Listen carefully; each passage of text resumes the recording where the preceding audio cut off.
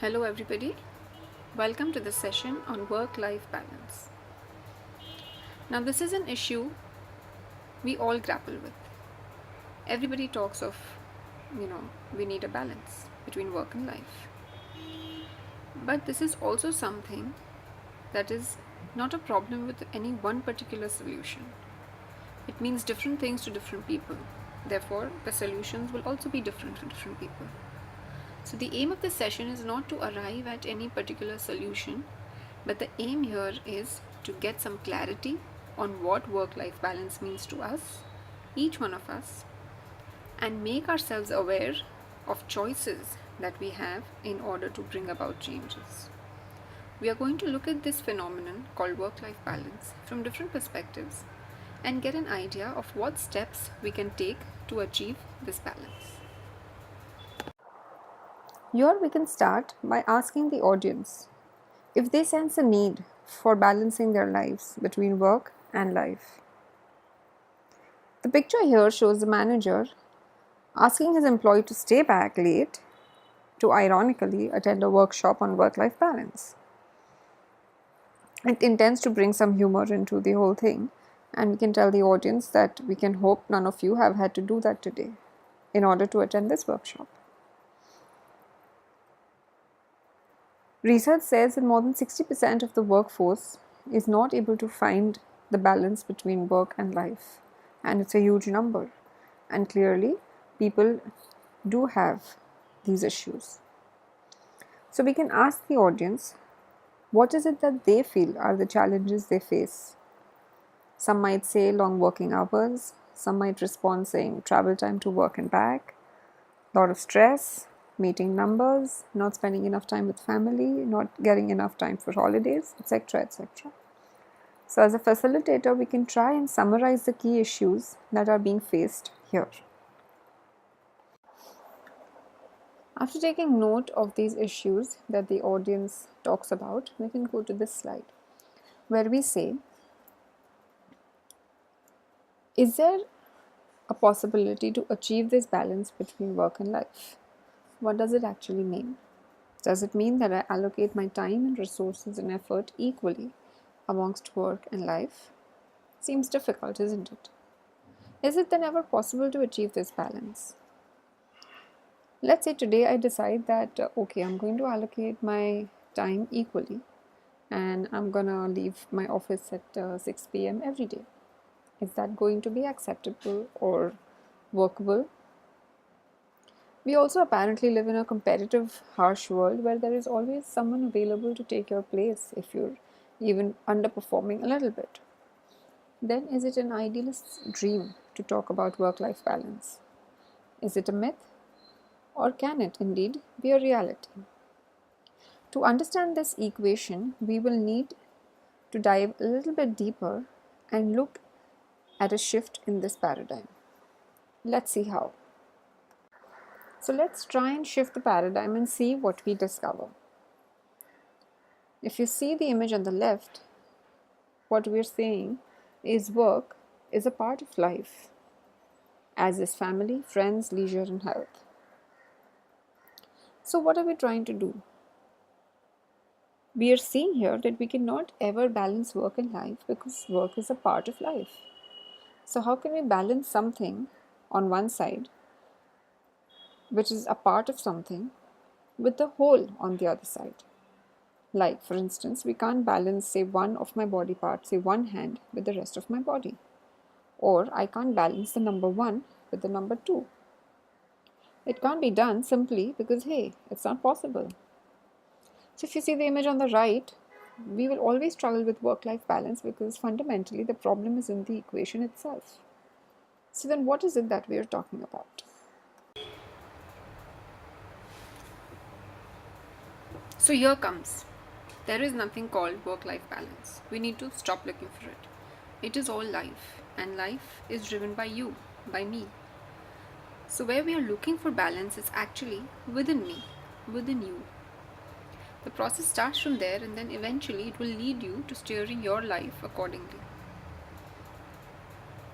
We need to look for an overall balanced life where there is a sense of fulfillment, there is a sense of joy, there is a sense of achievement. in all areas of life.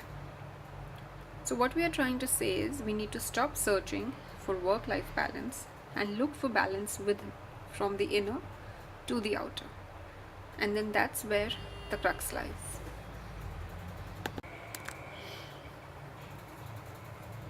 So, how do we go about achieving this inner balance? In the first few slides, we saw what are the challenges that we face which don't allow us to be in balance or have a balanced life. We said we don't get enough time with family, or time to read, or time to enjoy smaller pleasures. Here, the facilitator can go back to what was discussed in the first few slides and bring it in relation with this slide, where we are saying that all parts of our existence need balance: the mind, body, and soul. If you look at the three circles, each of this circle has a need, has various needs that have to be met. It means allocating your resources to these different elements in a way that you think is right. It is in line with your goal. Each one of us have our own way of deciding what is important. Now let's see, if one of these circles is not in balance, what happens? What happens is it affects the rest of the elements of your life, the rest of the circles in your life, and finally it affects the so-called work-life balance also. Let's see how.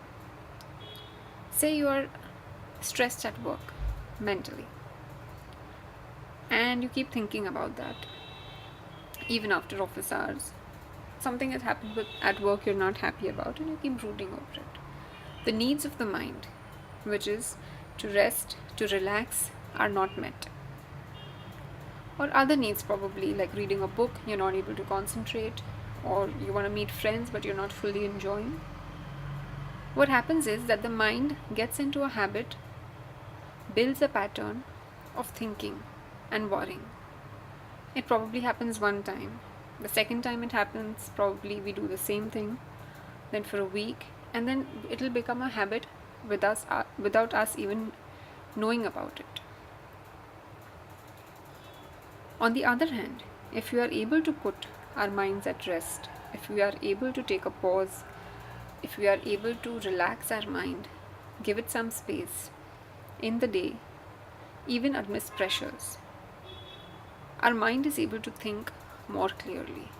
We are probably better equipped to make decisions. We can think ahead intuitively. So what happens is, when our mind is not in balance, our work and life goes for a toss. Our inner peace and harmony goes for a toss. We probably bring back work home, maybe not on the laptop, but in our minds. We are unable to relax, we are unable to sleep well. And as a result, we can't wake up in the morning for a walk or a jog, we feel lethargic. So as a ripple effect, it affects all parts of your life. So we need to have balance in all these elements. But the question here, the fundamental question here, that if there is work, if it is causing stress, how do we not get stressed? Now this is where heartfulness comes into picture. With the different practices that heartfulness has, like meditation, rejuvenation, a process is built into our life, a routine is built into our life, where it helps us to relax. It doesn't come overnight, but with practice, in a few days, there will be changes, and that is guaranteed. So to summarize here, we are saying that to achieve balance in our lives, we need to start by understanding that it's not a 50-50 situation. The starting point is me, within me. Once I'm balanced within, I will be able to achieve balance outside.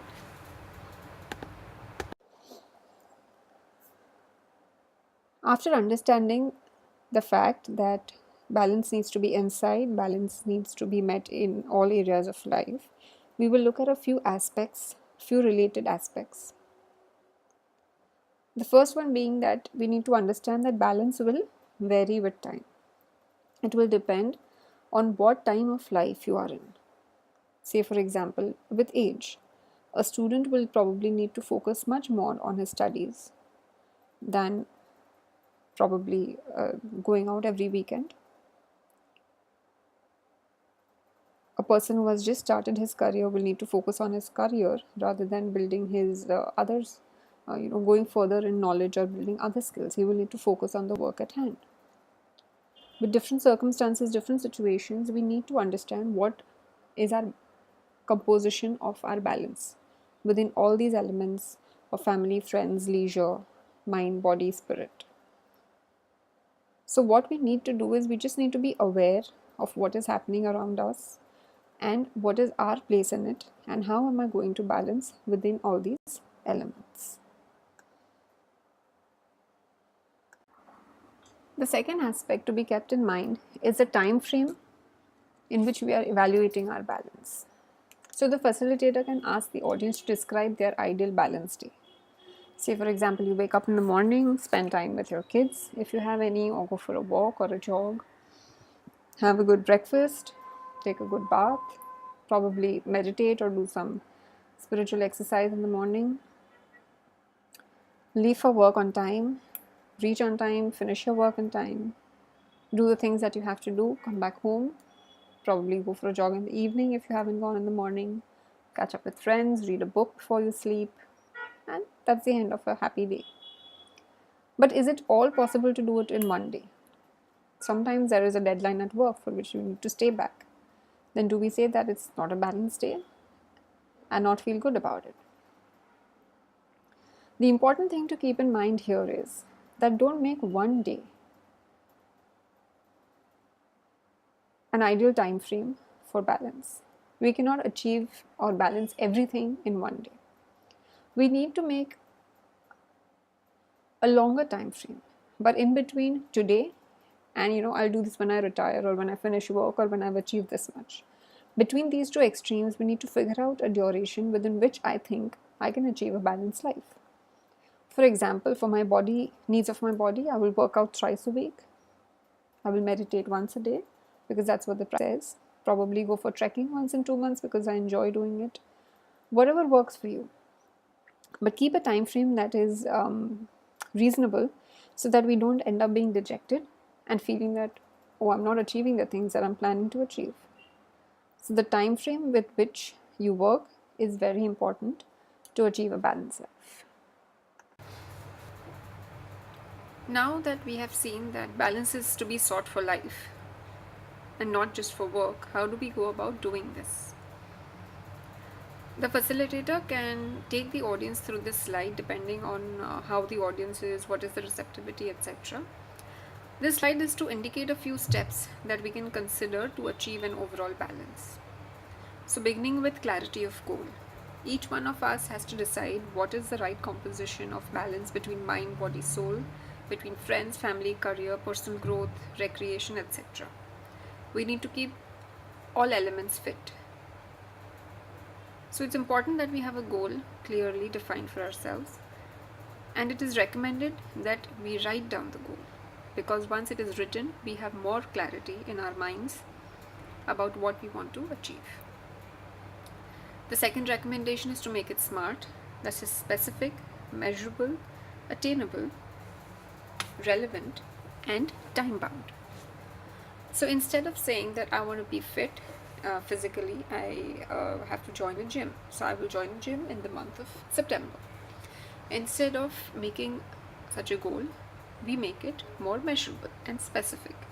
We say that twice a week, Mondays and Fridays, I'm going to go for a walk at 8 o'clock in the morning or something like that.